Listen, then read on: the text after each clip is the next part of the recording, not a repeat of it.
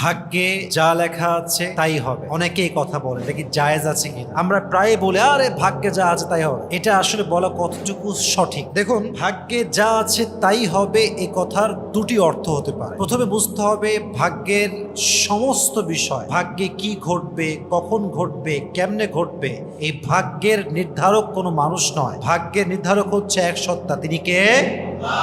তিনি হচ্ছেন ভাগ্যের লেখক। তিনি আমাদের ভাগ্যে কি ঘটবে সব লিখে রেখেছেন। But the fact is Allah সুবহানাহু ওয়া তাআলা didn't force you to do anything. Allah আপনাকে বাধ্য করে না যে আপনাকে এটা করতেই হবে। আল্লাহ আপনাকে কি দিয়েছে? উইল পাওয়ার দিয়েছে। আল্লাহ আপনাকে আকল দিয়েছে, বিবেক দিয়েছে, জ্ঞান দিয়েছে, বুদ্ধি দিয়েছে। আপনি আপনার বিবেক দিয়ে বুঝবেন যে কোনটা সঠিক, কোনটা বেঠিক, কোনটা রাইট, কোনটা রং। ঠিক কিনা বলেন যুবক ভাইরা? এটা আল্লাহ আপনাকে মেধা দিয়েছেন, সেই শক্তি দিয়েছেন, সে বুদ্ধি দিয়েছেন, সেই ক্যাপাসিটি দিয়েছেন, আল্লাহ আপনাকে সেই বিবেকটা দিয়েছেন। তাহলে বোঝা গেল ভাগ্য আল্লাহই লিখেছেন, আল্লাহ জানেন কখন কি হবে। বাট আল্লাহ আপনাকে উইল পাওয়ার দিয়েছেন, আল্লাহ আপনাকে বাধ্য করেন না। কেন? বাধ্য যদি আল্লাহ করতেন কিছু করার জন্য, তাহলে দুনিয়ার জীবন যে পরীক্ষা, এটার কোনো অর্থ আর বাকি থাকতো না। মনে করেন যে আল্লাহ আপনাকে, ফর এন এক্সাম্পল, আপনি সুদ খেয়েছেন, তো আল্লাহ যদি আপনাকে বাধ্য করে তাহলে দুনিয়ার জীবনটা যে পরীক্ষার জীবনটা বাকি থাকতো না। কারণ পরীক্ষা মানে কি? একটা সুযোগ আপনাকে দেওয়া হবে, আপনি এখন পরীক্ষা পাস করবেন কিনা এটা আপনাকে ট্রাই করতে হবে। যদি আল্লাহ আপনাকে বাধ্য করে সুদ খাওয়ায় তাহলে আপনাকে আল্লাহ বাধ্য করে জাহান্নামে বানালো। নাউজুবিল্লাহি মিন যালিক। এটা কখনো হতে পারে না। অতএব বোঝা গেল আল্লাহ মানুষকে উইল পাওয়ার দিয়েছে, মানুষ তার বিবেক খাটিয়ে কি করবে কি করবে না সে ডিসাইড করতে পারে। এখন অর্থটা বুঝে ট্রাই করেন। ভাগ্যে যা আছে তাই হবে, এর অর্থ যদি এরকম হয় যে আমার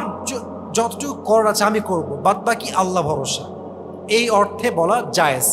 বরং এটা ঈমানের দাবি যে আমি আমার সব দিয়ে ট্রাই করব করার জন্য, বাকি যা হবে এটা কার উপরে ভরসা?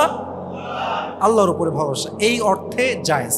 হ্যাঁ, কোন অর্থে জায়েজ নেই? দ্বিতীয় অর্থ, সেটা হচ্ছে অনেকে আছে তারা বলে যে আরে যা হয়েছে সব আল্লাহর দোষ। নাউজুবিল্লাহ বলবেন না আপনারা সবাই? তাদের লজিক কি? এদেরকে বলা হয় জাবারিয়া।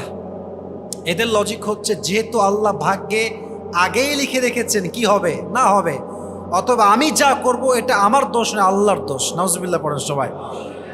এই অর্থে ভাগ্যে যা আছে তাই হবে বলাটা জায়েজ না, বরং এটা ইমান বিধ্বংসী কথা, ইমানের সাথে পরিপূর্ণ সাংঘর্ষিক কথা। ইমানের দাবি হচ্ছে আপনি আপনার সর্বোচ্চটা করবেন, বাদ বাকি ভরসা কার উপরে?